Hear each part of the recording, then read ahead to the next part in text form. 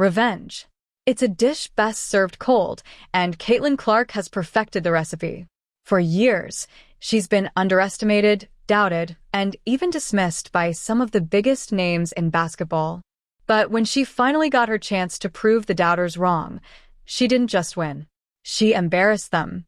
And the biggest name caught in her storm? Legendary coach Geno Auriemma. Yes, that Geno. The UConn coach with multiple national titles, Olympic golds, and a reputation as one of the greatest minds in women's basketball history. For decades, he's been untouchable. But now, the Caitlin Clark effect is changing everything. From sold-out arenas and record-breaking TV ratings to nil deals worth millions, Caitlin isn't just winning games. She's rewriting the business of women's sports.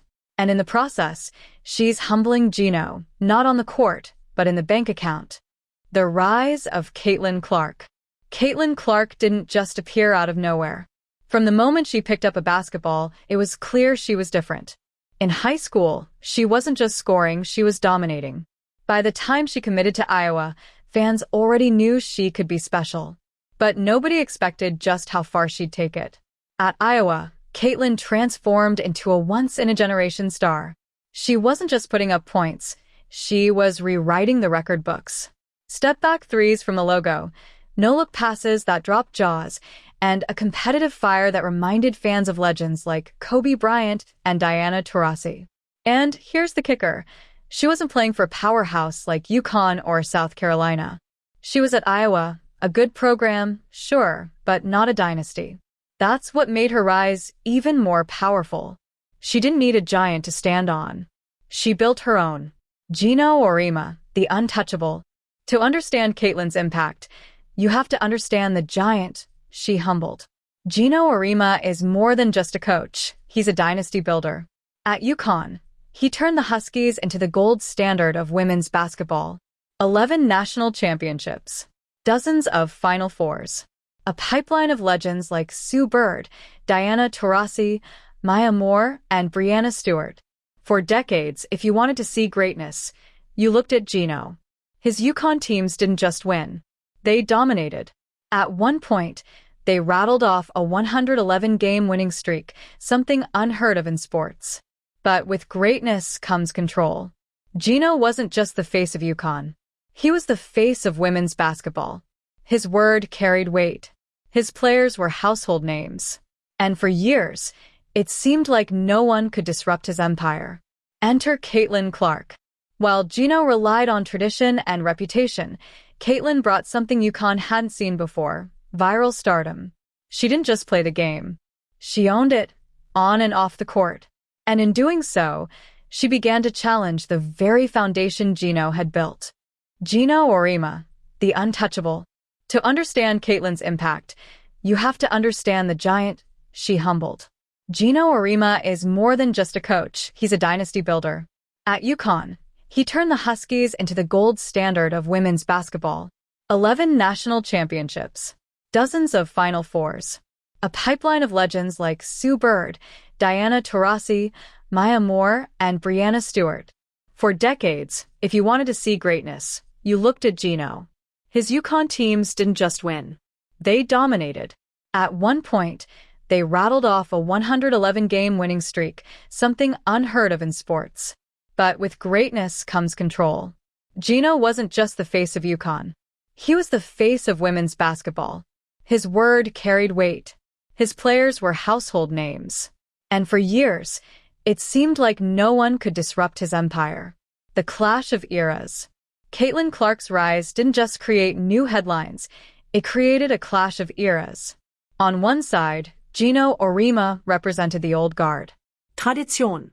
Dynasty building. Controlled success through decades of recruiting dominance. On the other side, Caitlin embodied the new wave of basketball.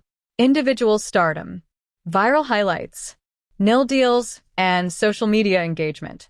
It wasn't just about coaching versus playing. It was about philosophy. Geno's empire had always relied on the team-first mentality. No player bigger than the program. Caitlin flipped that script. She wasn't just part of Iowa basketball. She was Iowa basketball. And she made it work. The more she shined, the more the spotlight shifted. Ratings soared for Iowa games, often outpacing UConn broadcasts. Merchandise with her name flew off the shelves. Every logo 3 she hit became a viral moment that drew millions of views online. Viral stardom versus old-school dominance. Here's the truth. Caitlin Clark changed the way women's basketball was consumed. Fans didn't just want to watch her play. They wanted to experience Caitlin Clark.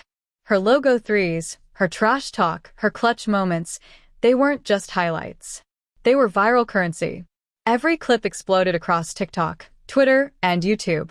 Suddenly, people who had never watched women's basketball were tuning in. And the numbers backed it up.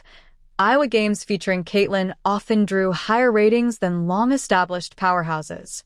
Geno Auriemma's model, recruit the best, win championships, repeat, was still effective. But it didn't trend. Caitlin did.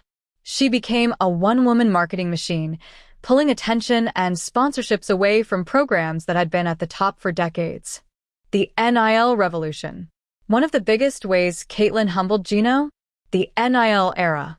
For decades, players at UConn built fame, but the financial benefits went to the program and the NCAA. Geno had the power, the spotlight, and the money. His players reaped glory, but not wealth. Enter name, image, and likeness rights. Suddenly, players could cash in on their own stardom. And no one took advantage like Caitlin Clark. She inked deals with Nike, Gatorade, State Farm, and more, making her one of the highest-paid college athletes in the country. By some estimates, her nil valuation soared into the millions. Meanwhile, Geno's model, the Dynasty program, lost leverage. Why? Because now players didn't need UConn's brand to get famous. They could build their own empires, just like Caitlin. Breaking records, breaking egos. Numbers don't lie, and Caitlin Clark's numbers are staggering. She didn't just score. She shattered records. By the time she left Iowa, she had broken the NCAA scoring record, dropping buckets at a pace that seemed impossible. Her performances weren't just good games. They were spectacles. 40-point nights. Triple-doubles in the tournament. Shots from distances that would make even NBA stars shake their heads. And every record she broke was another reminder that the spotlight had shifted. For years, Geno's UConn stars were the face of college basketball. But Caitlin's numbers made even his most legendary players look ordinary in comparison. The humiliation for Geno wasn't just losing attention. It was watching his empire's history books get overshadowed by a player who didn't come through UConn. The media shift. Once upon a time, every women's basketball headline started with UConn. But during Caitlin Clark's rise, that shifted. Suddenly, the national media wasn't talking about dynasties. They were talking about her. ESPN, SportsCenter, Bleacher Report, every outlet plastered Caitlin's highlights across their platforms. She became must-watch television. When Iowa played, ratings spiked. When she spoke, cameras followed. And that's where Geno really felt the sting. Because for years, he was the go-to interview, the quote machine, the face of women's basketball. But now? Reporters wanted Caitlin. Sponsors wanted Caitlin. Fans wanted Caitlin. It wasn't just about what happened on the court. Caitlin became a cultural phenomenon. She had crossover appeal, drawing attention from celebrities, NBA stars, and even politicians. Geno's missed opportunity. Here's the irony. Geno Auriemma had the chance to recruit Caitlin Clark. Back in high school, Caitlin was on the radar of every major program. UConn, of course, was the crown jewel. But Geno didn't pull the trigger. Some say he didn't see her potential. Others claim she wasn't the UConn type. Whatever the reason, it was a massive miscalculation. Because by passing on Caitlin, Geno didn't just miss out on a star. He missed out on the star who would redefine the sport. Every shot Caitlin hit at Iowa, every record she broke, every nil deal she signed, it all traced back to that missed opportunity. Geno could have had her. Instead, he had to watch from the sidelines as she became the face of women's basketball without him. Caitlin Clark, the people's champion. One reason Caitlin resonates so deeply is because she feels real. She didn't come from the flashiest program. She didn't have a dynasty backing her. She had to build her brand from scratch, and fans loved her for it.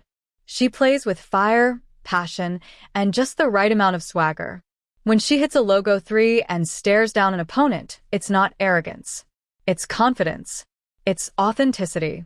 And fans eat it up. Caitlin became the people's champion. She represented not just Iowa, but every underdog who dared to challenge the establishment. She showed that you don't need UConn's history to make history of your own. The legacy of payback. So, what's the legacy of this clash between Caitlin Clark and Geno Auriemma? It's simple: payback. For years, Caitlin was overlooked. Geno, the king of women's basketball, didn't see her coming. But when she finally arrived, she didn't just prove him wrong. She cost him. In money, in headlines, in history. Caitlin Clark didn't destroy Geno's legacy, but she humbled it. She showed that in today's game, dynasties don't hold all the power. Players do. And when one player captures the world's attention like Caitlin, even the great Geno Auriemma has to take a back seat.